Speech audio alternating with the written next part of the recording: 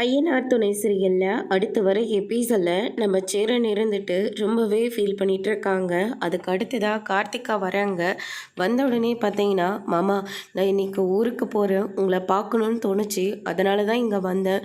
எதுவாக இருந்தாலையும் எனக்கு ஃபோன் பண்ணுங்கள், தயவு செஞ்சு. அப்படி நீங்களே பண்ணலனாலையும் நான் பண்ணவாது நீங்கள் ஃபோன் எடுங்க மாமா. நான் என் வீட்டுக்காரர்கிட்ட நான் எல்லா விஷயத்தையும் நான் சொல்லிட்டேன். அவரு கூட நான் இப்போ சந்தோஷமாக தான் வாழ்ந்துட்டுருக்கேன்.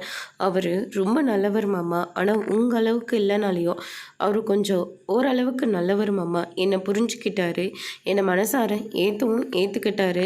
நீங்கள் எதை பற்றியும் கவலைப்படாதீங்க, என் வாழ்க்கையை நினச்சி வருத்தப்படாதீங்க. கண்டிப்பாக நான் உங்களை பற்றின எல்லா விஷயத்தையும் நான் சொல்லிட்டேன். தயவு செஞ்சு இனிமேல் என் கூட பேசுங்க மாமா. உங்களுக்கு ஏதாவது பிரச்சனைனாலோ இல்லை சீக்கிரமாக கல்யாணம் பண்ணிவிட்டு அந்த விஷயத்த சொல்கிறதுக்காவது எனக்கு ஃபோன் பண்ணுங்க அப்படின்னு சொல்லிட்டு நம்ம கார்த்திகா சொல்லிவிட்டு அங்கே இருந்து போடுறாங்க. அதுக்கு அடுத்ததான் நம்ம சேரன் இருந்துட்டு கார்த்திகா ஓடி வந்து, மாமா நான் உங்களை கல்யாணம் பண்ணிக்க ஆசைப்பட்றேன், தயவு செஞ்சு என்னை கல்யாணம் பண்ணிக்கோங்கன்னு சொன்னது.